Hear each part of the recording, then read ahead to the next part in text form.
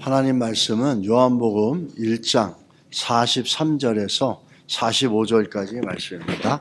같이 읽겠습니다. 이튿날 예수께서 갈릴리로 나가려 하시다가 빌립을 만나 이르시되 나를 따르라.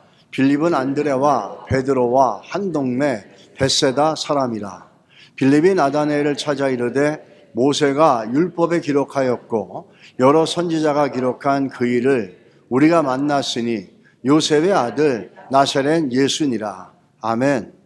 자, 자리에 앉아주시기 바랍니다.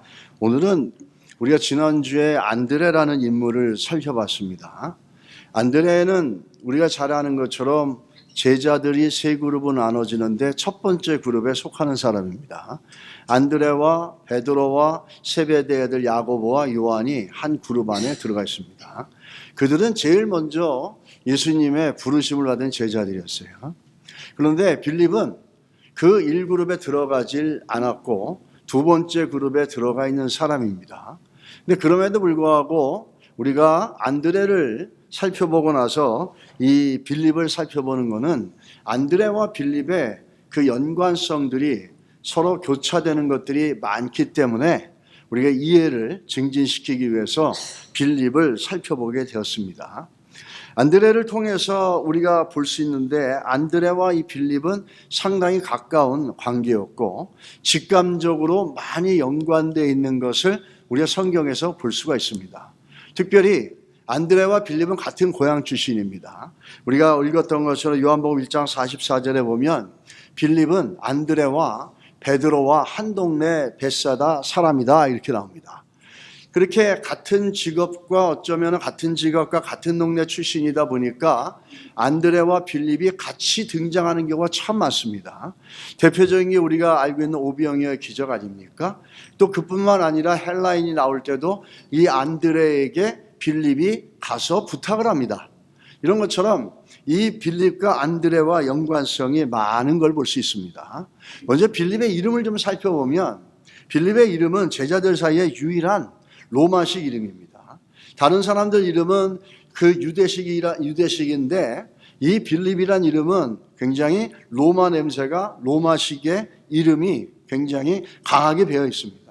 예전에 우리 한국에서도 우리 학교 다닐 때 명찰을 달고 다니는데 웅자라든지 남자들에게 뭐 태자 들어가고 뭐 이러면은 상당히 그 중국 사람들이 좋아하는 용어 단어라 한자라고 이렇게 얘기를 했습니다. 뭐 웅이라든지 막 이런 것들 보면 좀 웅장하고 크고 봉황 같은 느낌.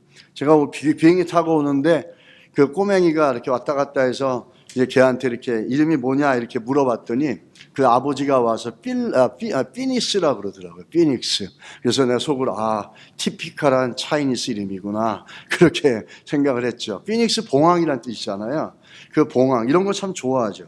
근데 이름을 보면서 이 사람의 그 로마와의 관계성을 볼 수가 있는데 필립이란 말은 무슨 뜻이냐면 말을 좋아하는 사람이란 뜻입니다. 말이라고 해서 월드가 아니라 홀스. 말을 좋아한다. 우리가 이걸 가만히 보면은 이런 생각이 들어요. 로마가 말은 굉장히 호전적인 상징물이고 전쟁의 상징물 중에 하나가 말이지 않습니까? 로마가 이 제국적인 제국이었기 때문에 그래서 그런지 이 말이라고 하는 필립이라고 하는 이름이 굉장히 흔하게 있었다는 겁니다.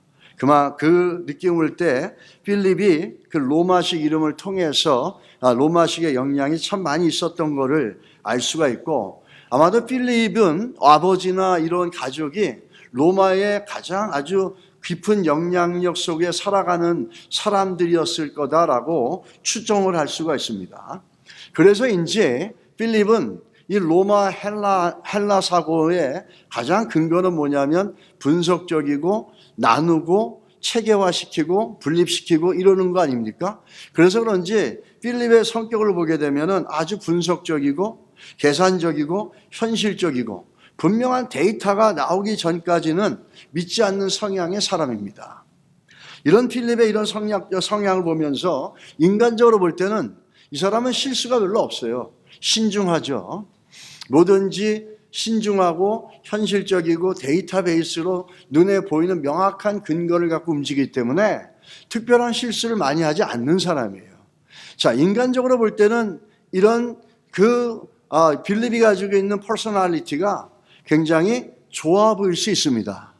근데 오늘 우리가 성경을 통해서 빌립을 보는 거는 in terms of faith, 믿음의 면에서 볼 때는 사실은 이 빌립은 믿음의 눈으로 볼 때는 외형적인 껍데기는 잘 볼지 몰라도 그 속에 일하고 있고 역사되어지는 본질을 보는 믿음의 시야와 영적인 시야는 상당히 부족했다라는 겁니다.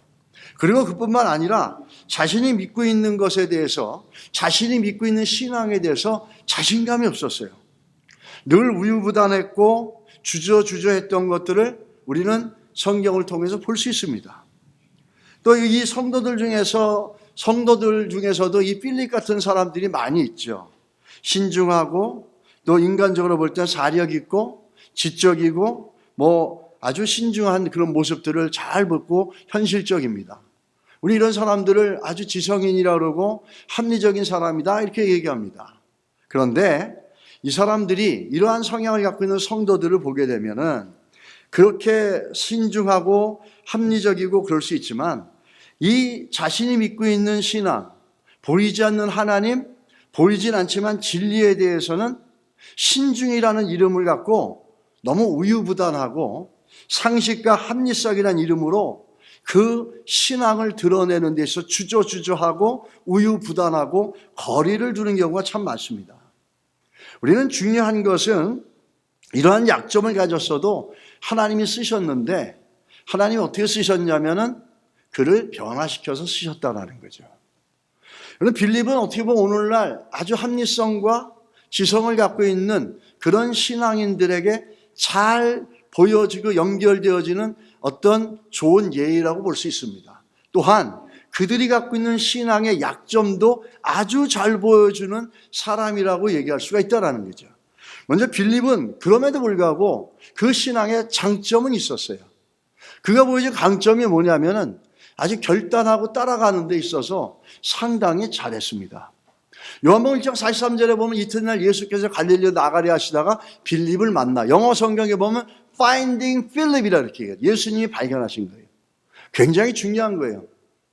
우리가 예수를 발견한 게 아니라 예수가 우리를 발견한 겁니다. 할렐루야. 이게 구원이고 이게 신앙이에요. 이게 기독교 신앙의 시작이에요. 여러분의 행위와 내 능력으로 우리가 예수를 발견한 게 아니에요.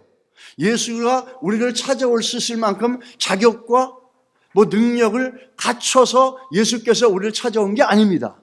예수께서 아무 조건 없이 자유로운 선택과 기쁘신 뜻을 따라서 우리를 발견하시고 우리를 찾아오신 거예요. 그게 우리 구원의 시작이에요. 우리가 뭘 믿고 있는지를 잘 알아야 돼요. 내 신앙의 시작이 어떻게 되는지 모르는 거는 마치 내 고향이 어딘지를 모르는 것과 똑같은 겁니다. 우리의 신앙은 내가 찾아서 만든 게 아니라 주님이 와서 찾아주시고 주님이 와서 날 만나주셨기 때문에 내가 예수 믿는 하나님의 자녀가 된 겁니다. 할렐루야. 이게 우리의 시작이에요. 내 신앙의 시작점을 분명히 알고 할 때 우리의 신앙의 고백이 견고하고 믿음의 집을 든든하게 세울 수 있습니다.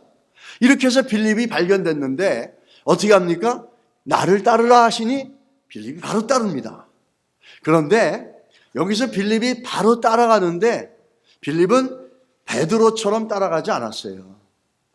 베드로처럼 무작정 그냥 따라간 게 아니라 빌립은 오늘 요한복음 1장 45절에 나와 있는 것처럼 그렇게 구약의 성경이 가지고 있는 것, 구약의 성경에 대한 자기의 지식을 바탕으로 해서 예수를 따라간 거예요. 빌립이 나다나엘을 찾아 이르되 모세가 율법에 기록하였고 여러 선지자가 기록한 그 일을 우리가 만났으니 이렇게 얘기합니다. 이 빌립은 근거와 지식과 명확한 눈에 보이는 게 있을 때 움직이는 사람이라고 그러지 않았습니까? 예수를 만나서 예수께서 따라오라 했을 때 베드로처럼 주여 그냥 따라간 게 아니라는 거예요. 본인이 가지고 있는 구약에 대한 지식, 본인이 가지고 있는 지식에 합당하기에 예수를 따라갑니다. 어떤 면에서는 굉장히 중요한 문제이기도 하고 어떤 면에서는 빌립의 신앙에 약점이 드러나 있어요. 구약에서 얘기하고 있는 그 모세가 얘기하고 있는 여러 선지자들이 얘기한 그 예수 그리스도를 그 사람을 내가 만났다 이렇게 얘기합니다.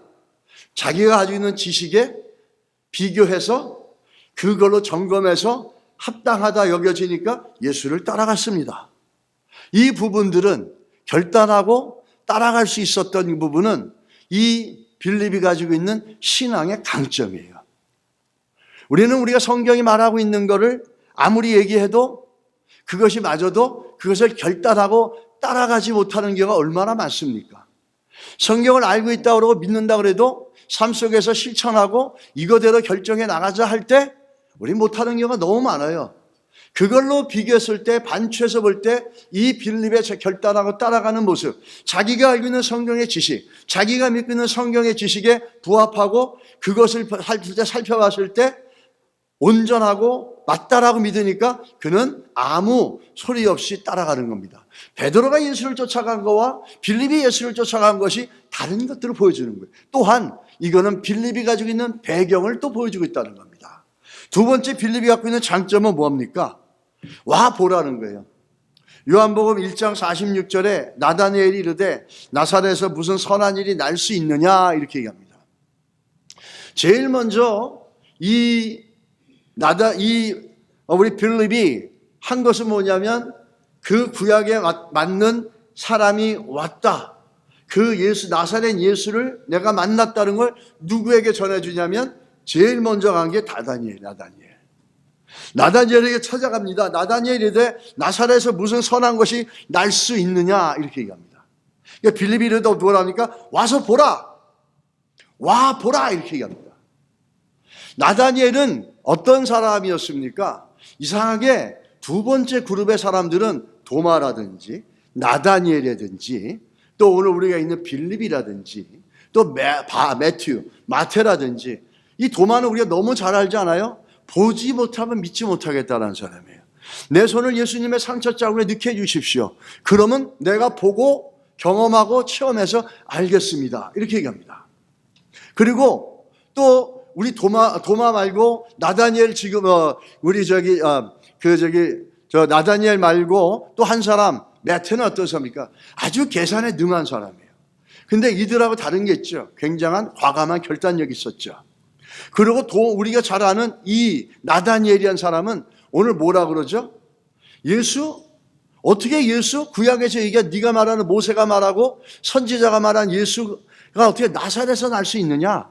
나사렛까지 볼품없고 가난하고 아무것도 자랑할 수 없는 그런 후진 곳에서 어떻게 구약의 메시아가 약속했던 메시아가 나올 수 있겠느냐? 이는 편견과 선입관에 붙잡혀 있는 사람이에요. 이 그룹은 참 묘합니다. 보이지 않으면 믿지 못하겠다? 현실적이고 계산적이고 이런 사람들이 다 모여 있어요. 이 사람 중에 오늘 편견과 선입관에 붙잡혀 있는 나다니엘에게 제일 먼저 가서 이 빌립이 뭐라 그럽니까? 논쟁을 하지 않아요. 아무 논쟁을 하지 않아요. 아니야, 너 그거 잘못 알고 있어. 너 그거 편견이야. 그건 네가 잘못 알고 있는 선입관이야. 성경에는 이렇게 돼 있고 저렇게 이렇게 논쟁을 하지 않아요. 뭐라 그럽니까? 백문이 불여일견이라고 와 보라 이렇게 얘기합니다. 와서 봐. 이게 진리의 힘이죠.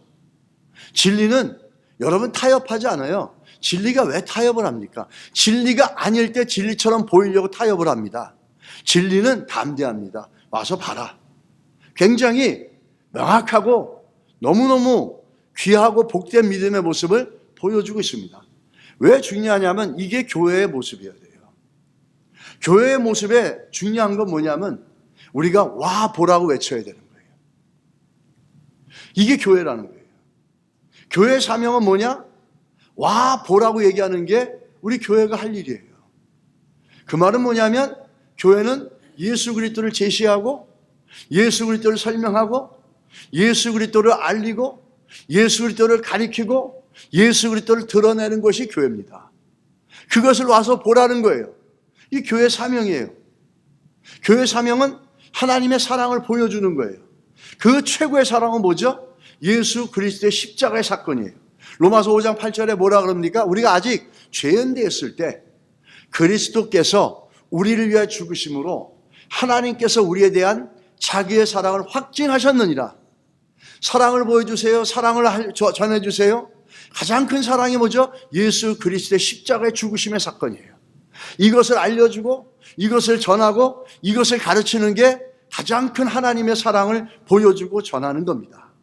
교회는 바로 하나님의 사랑이 확증되어진 예수 그리스도의 십자가를 보여주고 알려주는 것, 이게 교회의 사명이에요. 그것을 와서 보라라고 얘기하는 게 교회라는 거예요. 여러분 한번 생각해 보세요. 어떤 콘서트에 갔어요. 그 콘서트에 갔는데 우리가 좋아하는, 여러분이 보고자 하는 유명한 가수가 있어요. 그래서 그 사람을 보기 위해서 콘서트를 갔는데 앞에서 그 가수를 소개하는 사회자가 너무 사설이 긴 거야. 앞에서 너무 장황하게 얘기해. 제가 좋아하는 가수가 있는데 이문세라든지 이런 사람들, 나중에 보니까 이문세가 성격이 안 좋다 그러는데 그건 모르겠고. 근데 그 사람 올라갔는데 사회자가 막 그냥 앞에서 그냥 서설을 너무 길게 하는 거예요. 그러고 앞에서 분위기를 띄운다고 이상한 모르는 가수들이 막 나와서 노래를 불러요. 그리고 맨 마지막에 가서는 이문세가 안 나왔어. 그러면 여러분 어떠시겠어요? 기분 좋겠습니까? 나쁘겠습니까? 당연히 컴플레인 할 것이고 돈 6번 달라 그러잖아요. 왜? 우리가 보려고 하는 건 그 주인공을 보려고 하는 거잖아요. 근데 주인공은 안 나오고 다른 사람들만 잔뜩 나와요. 주인공 한 사람 안 나오는 대신에 이사간 가수 10명 봤잖아. 이게 얘기가 안 되는 거예요. 내가 보려고 했던 그 가수, 그 노래를 듣기 위해서 갔는데 이 가수가 안 나오는 대신에 다른 가수 10명이 왔어요. 이게 여러분 얘기가 되겠습니까? 안 되잖아요. 그러면은 당연히 불평할 것이고 원망할 것이고 돈 다시 돌려달라 그럴 거예요. 교회의 머리는 누구죠? 예수 그리스도예요. 교회의 주인은 누구시죠? 예수 그리스도예요. 교회에서 드러내고 교회에서 알려야 되고 교회에서 설명해야 될 사람은 누구죠? 예수 그리스도예요. 아멘 하십시오. 근데 다른 거 10개 보여줍니다. 예수 그리스도는 보여주지 않고 예수 그리스도는 가르치지 않고 예수 그리스도는 드러내지 않고 이런 프로그램 저런 프로그램으로 가득 채워놨어요. 그게 교회일 수 있겠냐라는 거죠. 그런데 문제는 뭐냐? 성도라고 하는 사람이 교회에 와서도 예수의 얘기를 듣지도 않아. 예수 그리스도의 보혈의 십자가의 사건에 대해서 듣지도 못해. 그리고 예수를 드러내야 된다는 걸 알지도 못하고 배우지도 못하고 가르침을 받지도 못해. 그런데 이상하게 콘서트에 가서 이문세를 못 보면은 불평하고 리본 달라고 그러는데 교회 와서 예수 얘기 못 듣고 교회 와서 예수에 대해서 배우지 못하면 아무도 불평하지 않아. 이게 참으로 이상한 거죠. 교회 왔는데 예수 그리스도의 십자가의 사건과 그 피 흘리심을 통해서 우리들에게 죄의 문제를 해결해 주신 그 놀라운 하나님의 사랑의 확증을 십자가를 통해서 드러내 주셨는데 그 얘기를 못 들어도 1년 내내 예배 드려도 그 얘기를 못 듣고 그 말씀을 못 들어도 성도인데도 불구하고 그것에 대해서 지적하고 불평하고 이건 아니지 않냐 얘기하진 않아요. 콘서트에 가서 내가 보고자 하는 주인공을 못 봤을 때는 분노하고 화를 내는데 교회 와서 주인공이신 예수 그리스도가 드러나고 예수 그리스도께 초점을 맞추자고 얘기하고 가르치고 전하는 소리를 못 들었는데 불평하지 않아. 원망하지 않아. 아무렇지도 않은 것 같아. 여러분 그러면 안 된다는 겁니다. 그러면 우리의 신앙이 아주 병들었다는 얘기예요. 교회의 주인공은 누구시라고요? 예수 그리스도가. 모든 것은 조연이에요. 우리가 가지고 있는 모든 것은 조연이야. 조연은 누구를 빛내는 겁니까? 예수 그리스도를 빛내는 거예요. 예수 그리스도가 빛나는 것. 예배를 통해서 우린 누구를 높여야 됩니까? 우리 예수 그리스도를 높여야 되는 거예요. 그런 면에서 빌립은 우리 교회가 가지고 있는 중요한 사명이 뭔지를 너무너무 잘 보여주고 있어요. 그런데 빌립이 이런 신앙으로 계속 줄곧 나갔으면 얼마나 좋겠습니까? 빌립에게 가지고 있는 그 빌립의 신앙을 보게 되면 거기에 약점이 있다라는 거예요. 우리가 잘 볼 때 이 빌립은 어떤 문화 속에 살아왔는지를 아까 봤지만 잘 알 수 있는 게 1장 45절에 나와 있는 것처럼 유대교 문화 속에서 살아왔다는 걸 알 수가 있어요. 유대교 문화 속에서 모세의 율법을 가르침을 받았고 그것에 익숙한 사람이었어요. 그래서 침례 요한을 만났을 때 제자가 되고 따라가려고 했던 걸로 추정을 합니다. 그런 중에 그가 그리스도를 만나고 그 제자가 되도록 부르심을 받고 따라갑니다. 결국은 침례 요한이 선포한 예수 그리스도의 제자가 되고 말았습니다. 그러나 필립이 그리스도를 만난 후에 나온 그의 고백이 참 많이 다릅니다. 그걸 좀 보십시오. 요한복음 1장 47절에 보면 안드레는 예수님을 어떻게 소개합니까? 형한테 가서 형, 내가 얘 누굴 만났어? 메시아를 만났어. 그러면서 안드레의 고백을 보면 시몬에게 뭐라 그러죠? 우리가 메시아를 만났다 이렇게 합니다. 명확하게 하죠. 핀포인트죠. 예수 그리스도가 누구인지를 명확하게 합니다. 그가 메시아, 그가 기름 부어서 그가 크라이스트, 즉 그리스도라는 거예요. 기름 부으심을 받아서 우리의 구원의 문제를 이루실 수 있는 메시아 그리스도를 내가 만났어. 안드레는 명확하고 정확한 고백을 하고 있어요. 근데 그에 반해서 오늘 요한복음 1장 45절에 보면 그 안드레와 다르게 누가 나옵니까? 빌립의 고백을 보십시오. 빌립의 고백이에요. 모세가 율법에 기록하였고 여러 선지자가 기록한 그 이름을 우리가 만났으니 요셉의 아들 나사렛 예수니라 이렇게 얘기합니다. 자, 빌립이 고백하는 예수 그리스도와 안드레가 고백하는 예수 그리스도의 차이점을 보실 수 있겠습니까? 안드레는 뭐라고 그러죠? 메시아라고 합니다. 영어 성경은 That is Christ 이렇게 얘기합니다. 메시아 그리스도입니다. 기름 부음을 받아서 구원의 문제를 해결할 그 메시아라는 거예요. 그런데 빌립은 뭐라고 그러죠? 모세의 율법 좋아요. 선지자가 말한 그 사람 여기까지 좋아요. 근데 뭐라고 그러죠? 요셉의 아들이라 이렇게 얘기합니다. 예수 그리스도를 요셉의 아들이라 이렇게 얘기하는 거예요. 나사렛에서 사는 예수라고 하는 요셉의 아들이라 이렇게 얘기하는 거죠. 상당히 다른 것을 볼 수가 있어요. 사도 요한은 뭐라고 고백합니까? 침례 요한은 침례 요한도 하나님의 아들로 오신 이틀날 요한이 예수께서 자기에게 나오심을 보고 가로되 세상 죄를 지고 가는 하나님의 어린 양이로다. 그래서 이 사도 요한의 고백과 안드레의 고백은 동일합니다. 예수가 누구인지를 정확하게 알고 있는 거예요. 정확하게 믿고 있는 거예요. 근데 이 빌립 뭐라고 그러죠? 요셉의 아들 나사렛 출신 예수라는 거예요. 처음은 좋았어요. 구약에서 얘기하고 있는 그 메시아가 어떤 사람이고 이런 거에 대해서는 어느 정도 알고 있었어요. 그러나 그의 고백은 불완전한 고백이었어요. 불완전한 고백이었다라는 거죠. 우리는 여기서 볼 때 이 빌립을 보면서 마치 이런 것들을 볼 수가 있습니다. 빌립은 마치 우리 오늘날로 말하면 신앙의 집안에서 자라면서 하나님의 말씀을 듣고 사람들로부터 부모로부터 그 말씀을 듣고 들은 적은 있어요. 그런데 나의 죄를 해결해 주신 나의 주, 나의 그리스도, 우리의 죄를 해결해 주신 우리의 메시아라고 하는 우리의 그리스도라는 그 고백의 경험은 한 번도 없는 사람이에요.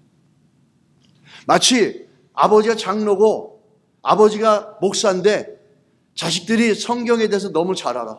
성경에 대해 익숙해. 근데 한 번도 예수가 나의 죄를 위해 죽으시고 부활하신 나의 구주시고 나의 메시아시고 나의 그리스도라는 고백이 없는 거예요. 문화적 그리스도인이죠, 이런 거는. 그러니까 문화적 크리스찬들이 얼마나 무서운지 몰라요. 이 문화적 크리스찬처럼 이 교회 안에서 이 빌립처럼 보십시오. 우리가 좀 더 나가겠지만 왜 그렇게 얘기하는지를 조금 더 한번 보면 알 수 있어요. 이 문화적 그리스도인 아버지 어머니가 예수 믿어서 어릴 때부터 교회를 다녔어. 성경도 알아. 뭘 교회도 알아. 신앙이 뭔지도 좀 알아. 그러나 한 번도 내 구주, 내 예수 그리스도, 나의 그리스도, 나의 죄를 위해서 피 흘려 죽으신 나의 구주라는 이런 믿음의 고백이, 인격적인 고백이 한 번도 없는 거예요. 제가 어렸을 때 교회를 다녔는데 어릴 때 저는 예수님을 좋은 사람으로 알았어요. 근데 중학교 3학년 때 여의도 순복음교회 갔는데 지금은 없어졌지만 100주년 기념관이라는 게 있어요. 거기서 큰 이 벽만큼 큰 데서 예배를 드립니다. 본관에 드리는 예배를 방송으로 쏴서 우리가 거기서 예배를 드리는 거예요. 그래서 처음 가서 예배를 드리는데 마지막에 끝에 가서 얼터코를 하는데 오늘 예수 그리스도를 믿다가 뭐 타락했거나 오늘 예수 그리스도를 처음 믿고 그리스도 교회는 일어나십시오 그러더라고요. 그래서 난 그 교회 처음 갔잖아요. 그래서 일어났어요. 그러면서 그 신앙 고백을 시키는데 예수 그리스도가 나의 죄를 위해서 피 흘려 십자가에서 죽으신 구주 예수 그리스도 구세주임을 고백하는 신앙 고백을 하는 거예요. 그때 제 마음에 확실한 컨빅션이 도는 거예요.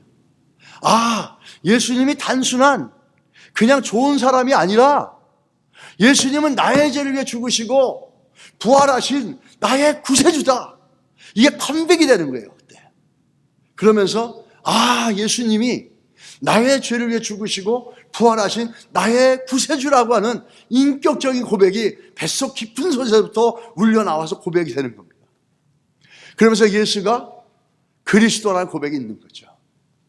이런 경우가 너무 많아요. 빌립과 같이 문화적인 그리스도인들 너무 많죠. 그 예수를 아는 것 같고 믿는 것 같고 신앙이 있는 것 같아요. 그런데 정말 한 번도 내 구주, 내 그리스도, 내 구세주라는 고백이 없는 거야. 내 집안은 크리스천 집안이야. 우리는 이런 크리스천들을 문화적 크리스천이라 이렇게 얘기합니다. 한국에 보면 가나안 성도 이렇게 유행하는 말이 있었죠. 가나안 성도는 바꿔 말하면 안 나가 성도예요. 교회를 안 나가는 성도를 위해서 교회가 이렇게 바뀌어야 됩니다. 교회를 안 나가는 성도를 불러들이기 위해서 교회는 이렇게 해야 됩니다. 저렇게 해야 됩니다. 그런데 그 가나안 성도들의 대표적인 게 그들이 문화적 크리스찬일 수가 있다는 거예요. 그렇기 때문에 그들은 교회가 어떠하니가 교회가 본인들이 편하고 본인이 원하는 걸 공급해 주지 않으면 언제든지 안 나갈 수 있는 거예요. 그래서 거기에 초점을 맞추는 게 아니라 빌립이 말한 것처럼 와 보라라고 하는 예수 그리스도에 더 초점을 맞춰야 된다는 겁니다. 교회는. 그것을 우리가 빌립을 통해서 보죠. 여러분은 어떻습니까? 여러분 한 번이라도 예수 그리스도 그분이 나의 메시아, 나의 그리스도, 나의 구세주, 나의 죄를 위해 피 흘려 죽으신 나의 구세주라고 하는 그 인격적인 고백을 여러분 해보신 적 있으세요? 교회를 오래 다녔지만 교회에 다니며 성경도 안다고 하지만 한 번도 그런 고백이 없다면 우리는 오늘 빌립을 통해서 우리의 신앙이 다시 한번 주님 앞에서 점검돼야 될 줄 믿습니다. 오늘 이 침례 요한, 이 하나님의 아들을 보면서 어린 양의 예수라 뭐라 하는데 이 빌립만은 요셉의 아들이라고 이렇게 얘기하는 거예요. 또 한 가지 이 빌립은 이 불완전한 신앙이 있는데 그 원인이 있습니다. 뿌리가 견고하지 못해요. 여러분 우리 신앙의 뿌리는 뭔지 아세요? 예수 그리스도를 어떻게 믿고 있느냐예요. 예수 그리스도가 누구인지를 어떻게 믿고 있느냐예요. 또 예수 그리스도가 2000년 전에 십자가에서 어떤 일을 무엇을 했는지 누구를 위해서 했는지를 명확하게 믿고 있고 어떻게 믿고 있느냐 이것이 우리 신앙의 뿌리예요. 이 뿌리가 견고하지 못하면 이 다음에 좀 이따 보겠지만 예수님의 관심의 대상이 될 수 있어요. 이 뿌리가 견고해야 돼요. 이 빌립은 그 뿌리가 견고하지 못했다는 걸 볼 수가 있습니다.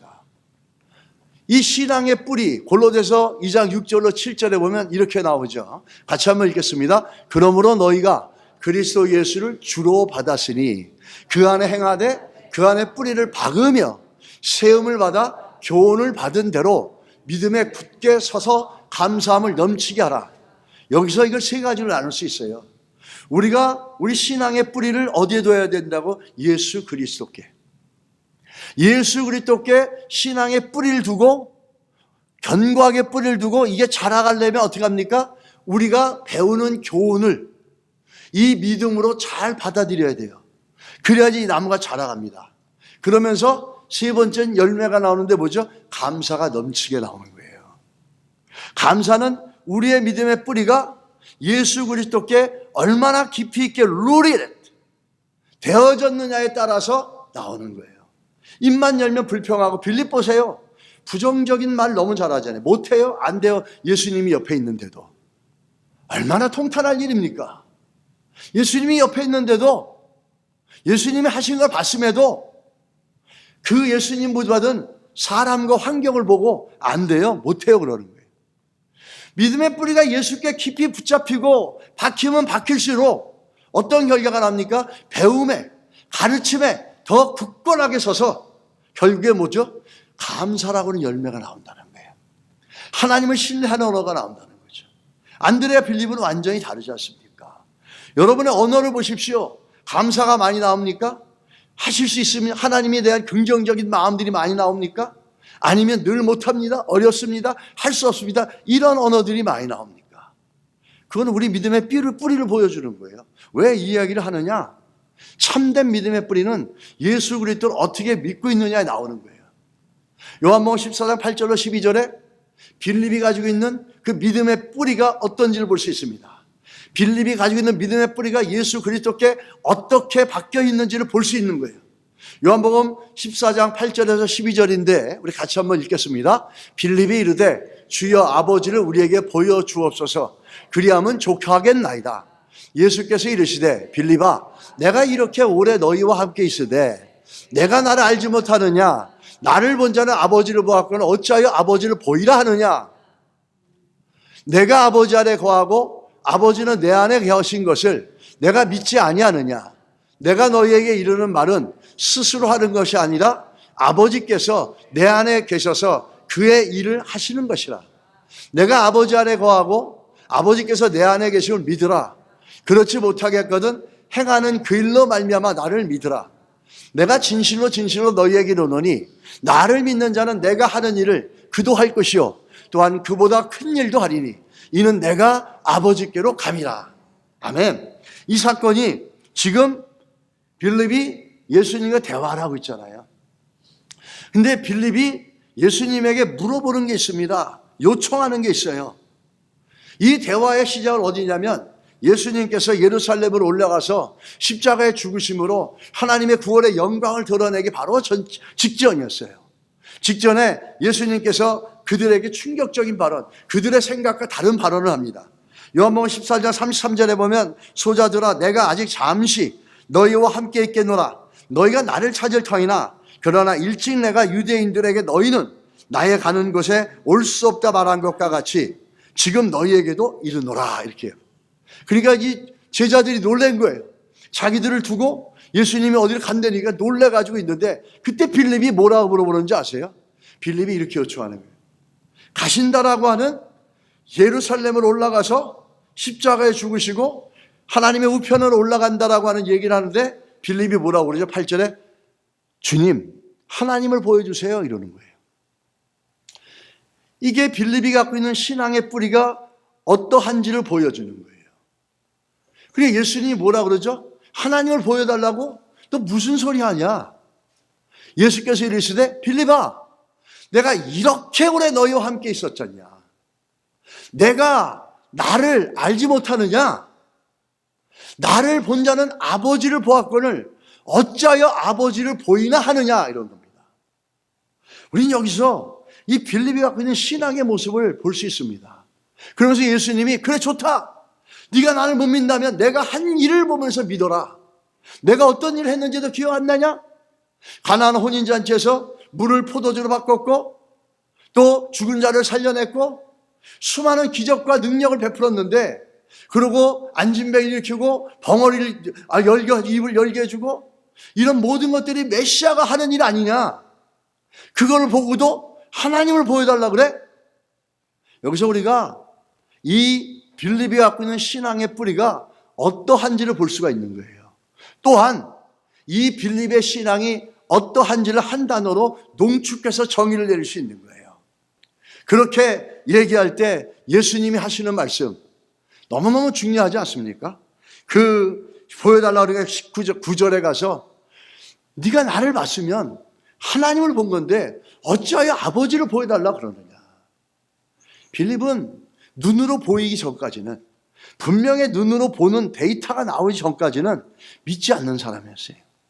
이게 오늘날 지식인들이라는 합리적인 사고를 갖고 있는 사람들이라고 하지만 합리적인 신앙은 성경적인 신앙이 아니에요, 여러분. 그렇다고 성경이 비합리적이냐? 노. 너무너무 합리적이죠. 합리적으로 알 수 없고 볼 수 없는 게 우리의 믿음이라는 거예요.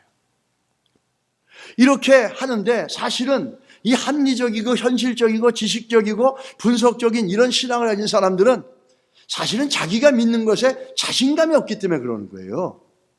그거를 합리적이라고 그러고 이성적이라고 하는 명분을 가지고 안 믿으려고 하는 거지, 정말 그들이 믿고자 하는 그 마음이 아니라 그 명분을 갖고서 자기 안에 없는 믿음, 자기 안에 불신앙을 합리화시키는 겁니다. 우리는 그런 것들에 우리 스스로가 속으면 안 됩니다. 중요한 건 뭔지 아세요? 성육신하신 예수님은 누구죠? 하나님이시라는 거예요. 성육신하신 예수님은 하나님이신데 우리의 온전한 믿음은 어떤 믿음이냐면 예수님을 하나님으로 믿는 믿음이에요. 그래서 예수님을 어떻게 믿느냐가 우리 신앙의 뿌리가 얼마나 견고한지를 보여주는 거예요.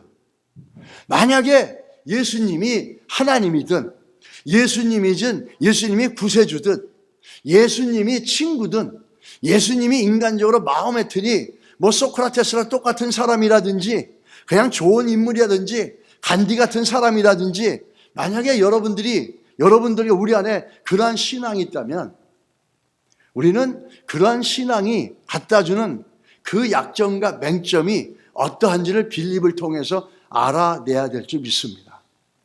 그건 뿌리가 약하다는 거예요. 여러분, 예수를 어떻게 믿고 계세요? 예수는 우리의 주인이시지만 우리의 구세주예요. 예수는 우리가 이게 Lord of my life, 예수님 나의 주인이십니다 이렇게 얘기하는 거예요. 그리고 Savior of my soul, Savior은 무슨 뜻입니까? 구세주죠. 내 영혼을 천국으로 이끌어 가실 분이라는 게 구세주예요. 근데 Lord of my life는 예수님이 주인이십니다, 구주십니다라고 하는 것은 이 세상에 살아갈 때 내 인생을 통치하시고 다스리고 이끌어 나가는 내 삶의 주인이라는 거죠. 우리가 예수를 어떻게 믿고 있느냐가 우리의 신앙에 그 열매들을 낼 수가 있어요. 내 삶의 주인이 예수라고 한다면 빌립에게 예수님이 야, 저 5,000명을 먹여라 이렇게 얘기했을 때 빌립이 무슨 소리입니까? 200데나리온도 안 됩니다. 못합니다. 할 수 없습니다. 이렇게 얘기하지 않았을 거라는 거예요. 예수 그리스도를 어떤 분으로 믿고 있고 그분을 어떻게 믿고 있느냐가 여러분과 저의 신앙의 뿌리입니다. 그 예수 그리스도를 구주로 구세주로 분명하게 믿고 있는 사람들은 빌립같이 반응하지 않는다는 겁니다. 우리는 또 빌립은 어떻게 합니까? 헬라인을 데리고 왔어요. 이방인을 데리고 갈 때 자기가 직접 데려가지 않아요. 안드레에게 가서 안드레가 데리고 갑니다. 이게 무슨 얘기입니까? 이 신앙이 갖고 있는 그 앞에 겁니다. 이 신앙이 갖고 있는 것, 예수님께 나가는 걸 주저하는 거예요. 왜 주저하냐라는 거죠. 믿지 않는 자가 예수를 만나러 왔다면 데리고 가야 되죠. 근데 자기가 못 데려가고 안드레를 통해서 갑니다. 우리는 그걸 통해서 예수 그리스도와 빌립 사이에 그 믿음의 관계가 그 사이가 있지 않았는가라는 걸 알 수 있다는 거죠. 그리고 이 빌립의 신앙을 한마디로 얘기하면 뭐죠? Seeing is believing이에요. 그 영어 단어 속에 우리 속담 속에 나오는 거잖아요. 보이는 게 믿는다는 거예요. 그런데 히브리서 11장 1절에 보십시오. 보이지 않는 것의 증거라 그랬어요. 뭐가? 믿음이. 반대예요.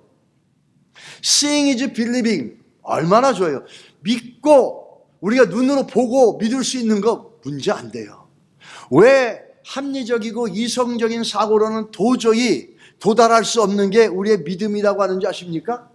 보는 것으로 믿을 수 있는 게 아니기 때문이에요. 우리의 믿음은 하나님의 은혜로, 하나님의 계시로, 하나님의 성령으로 부어주신 그 은혜의 결과로 예수가 나의 구주시고 나의 구세주라고 하는 고백을 가질 수 있는 거예요. 이 빌립을 보면서 우리는 이 seeing is believing이라는 그 말에 쉽게 넘어가지 않기를 바랍니다. 우리의 믿음은 seeing is believing이 아니에요. 믿음은 바라는 것의 실상이요, 보이지 않는 것의 증거라고 그랬어요. 보이는 것의 증거가 아니에요. 그걸 뛰어넘는 거죠. 그리고 우리가 예수님께서 우리 지지난주에 봤지만 어땠습니까? 안드레를 통해서 볼 때 필립을 시험하잖아요. 여기서 테스트하죠. 그 요한복음 6장 6절에 보면 이렇게 말씀하시면 친히 어떻게 하실지를 아시고 빌립을 시험하고자 하십니다. 자, 우리가 이것만 딱 끊어놓고 보면 왜 갑자기 빌립을 시험했을까라고 생각이 들어요. 그런데 빌립의 신앙을 살펴보고 난 다음에 이 본문을 보게 되면 예수님이 왜 빌립을 시험했는지를 알 수 있는 거예요. 빌립 안에 뭐가 있는지를 다 알고 계세요. 빌립이 어떻게 말할지도 알고 있는 거예요. 빌립이 이런 신앙이었기 때문에 예수님께서 그 빌립을 관심을 갖고 보고 계시고 빌립을 시험하신 거라는 거예요. 테스트하셨다라는 거예요. 여러분, 빌립이 만약에 건강한 신앙을 갖고 있고 안드레 같은 신앙을 갖고 있었다면 예수님이 테스트했겠습니까? 안 했잖아는 거예요. 우린 여기서 한 개 중요한 교훈이 보입니다. 우리가 안드레 같은 신앙의 뿌리가 든든하지 않으면 주님께서 테스트할 수 있다는 거예요. 우리의 신앙의 뿌리가 견고하지 않으면 주님께서 우리를 사랑하시기 때문에 우리를 테스트할 수 있다는 거예요. 테스트라고 하는 것은 우리를 쓰러뜨리려고 하는 게 아니에요. 우리 안에 약함을 끄집어내서 그것을 훈련시키고 그것을 더 성장시키는 거예요. 또 테스트하는 근본적인 이유가 있어요. 우리가 출애굽기 17장 7절에 가면은 장애물을 주시는 이유가 있어요. 인생에. 이스라엘 백성들이 어떤 일을 만납니까? 마사와 무리바다 합니다. 물이 없다고 불평하고 원망하면서 막 싸웁니다.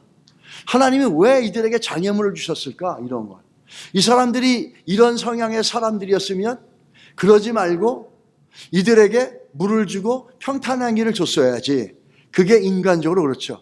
근데 이 사람이 어떻게 나올지 알면서도 하나님께서 그들에게 장애물을 주셨어요. 물이 없게 했죠. 그리고 그걸로 인해서 갈등이 오고 싸움이 나는데 예수님이 보시고자 하겠다는 거예요. 하나님 보시고자 하는 게 뭐죠? 이들이 어떻게 반응하는 거예요. 이들이 어떻게 합니까? 여호와를 시험하여 이럽니다.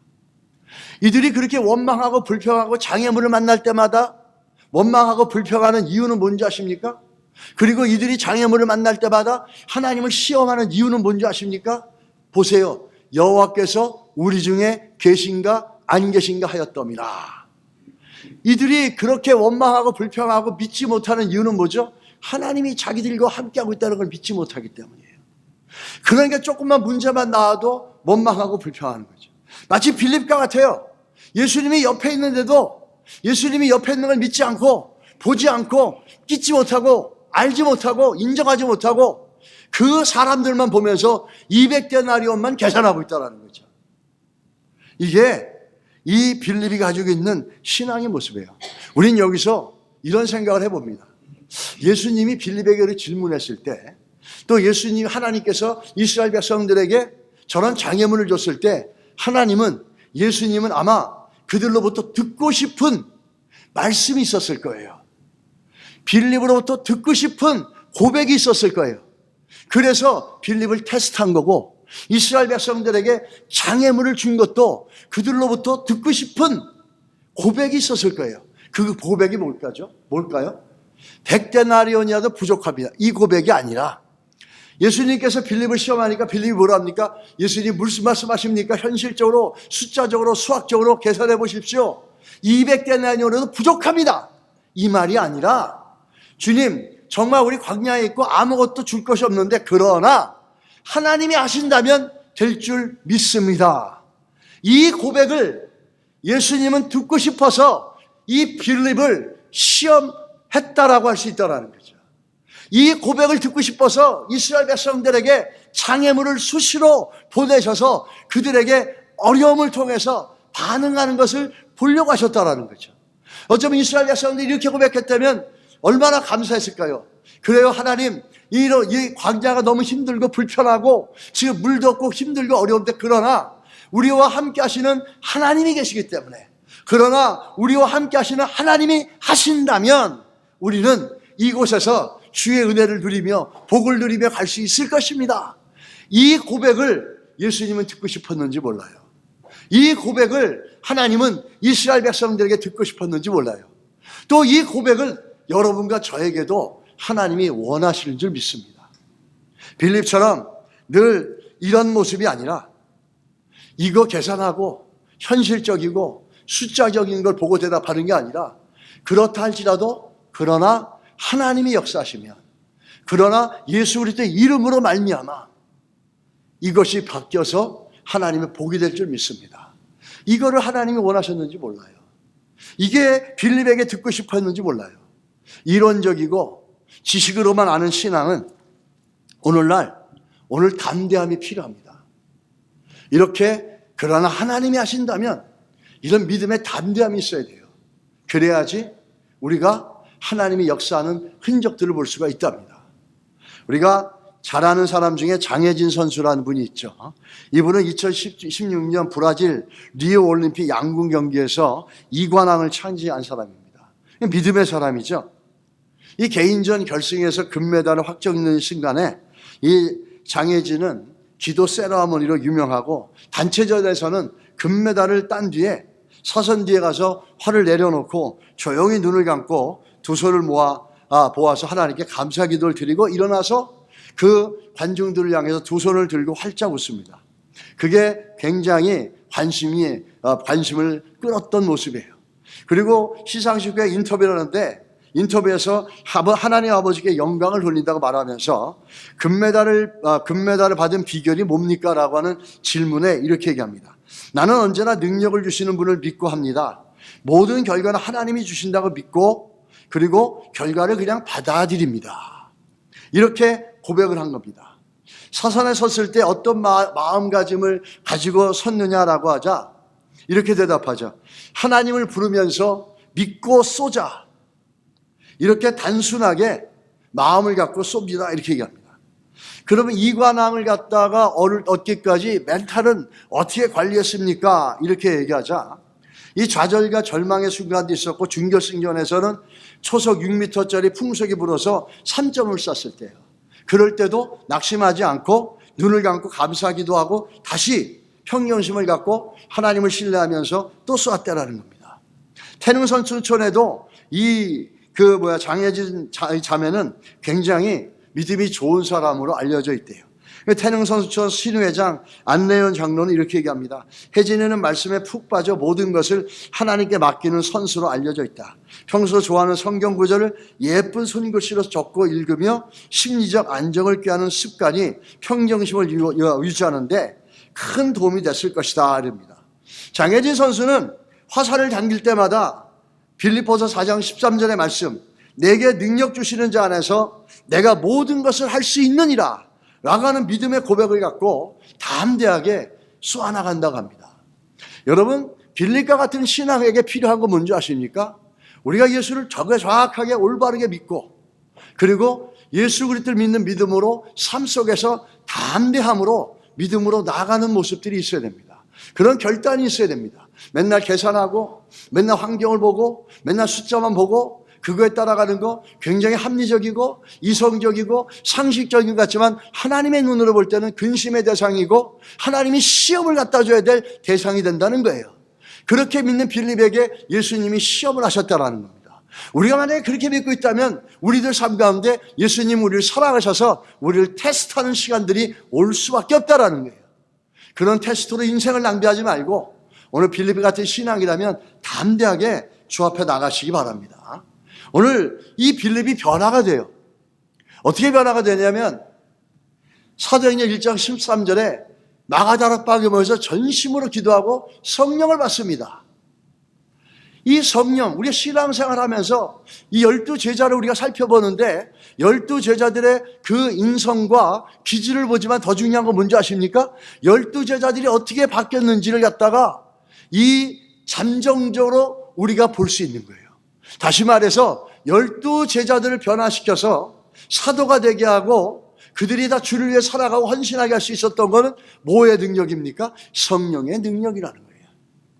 성령의 능력이 아니었으면 저들의 저 연약함과 유약한 모습은 주 앞에서 쓰여질 수가 없었다는 거죠. 이 성령의 능력으로 말미암아 바뀌어집니다. 이 현실적이고 자기가 가지는 지식에 충실한 사람이 완전히 바뀌어져 가지고 어떻게 하죠? 이 빌립도 순교합니다. 저기가 히에라폴리스라고 하는 저 지역이 빌립이 순교한 지역입니다. 그리고 빌립은 빌립의 십자가는 어떤 십자가였냐면 이렇게 달려서 죽었다고 합니다. 그렇게 현실적이고 합리적이고 지적이고 이성적이고 이걸 강조하는 사람이 어떻게 저렇게 십자가에 달려 죽는 저런 엄청난 일을 할 수가 있겠어요? 말이 안 되잖아요. 누가 바꾸셨습니까? 성령이 바꾸셨다는 거예요. 우리가 신앙생활 하면서 정말 간과하는 게 뭐냐면 이 성령의 중요성을 잃어버릴 때가 많아요. 우리의 부족한 거, 연약함 나올 수 있어요. 그럴 때 우리는 어떻게 기도합니까? 하나님의 성령이 이 연약함 가운데 역사해 주십시오라고 하는 이 끊임없는 간구가 있어야 돼요. 내 부족함은 보면 볼수록 성령께서 도우시기를 간구해야 돼요. 예수를 믿으면서도 우리가 우리 삶 가운데 우리 연약함을 보면서도 약함을 보면서도 그냥 막연하게 있는 것은 그는 건강한 신앙이 될 수가 없습니다. 성령께 간구해야 됩니다. 여러분 약함이 있고 저에게도 약함이 있고 우리 모두에게 약함이 있습니다. 근데 그걸 보고 합리적이란 이름으로 덮어버리면 안 됩니다. 그것을 인정하고 성령을 구해야 돼요. 우리가 성령의 중요성을 강조하는 것은 아무리 강조해도 부족함이 없습니다. 이 조지 스미던이란 분이 성령이라는 책에서 이렇게 썼어요.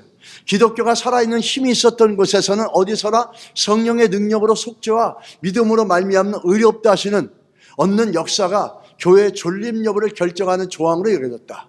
기독교가 인간의 경험에 호소하는 독특한 특징은 성령의 역사인데 이는 기독교를 모든 철학적 사색뿐만 아니라 다른 모든 형태의 종교보다 훨씬 높은 수준으로 끌어올립니다. 또 이뿐만 아니라 다른 분은 사무엘 체드윅이라는 분이 이렇게 얘기합니다. 성령의 선물은 그리스도 예수 안에서 하나님의 가장 큰 은혜입니다. 이를 위해 모든 것이 존재합니다. 성육신과 십자가 처형, 부활과 승천은 모든 오순절을 위한 준비였습니다. 성령의 선물 없이는 모든 것이 쓸모없을 것입니다. 기독교의 가장 중요한 것은 성령의 선물입니다. 영혼의 삶과 교회 사역에서 필수적이고 생명력 있고 중심적인 요소는 성령의 인격과 능력입니다. 마지막으로 아더 핑크가 뭐라고 얘기합니까? 이렇게 얘기하죠. 하나님께서 우리 안에서 은혜로 역사하시는 모든 것은 성령을 통해서입니다 라고 얘기합니다. 우리가 새벽마다 우리 교회를 성령께 위탁하는 기도를 합니다. 인간의 힘으로 할 수가 있는 게 아니에요.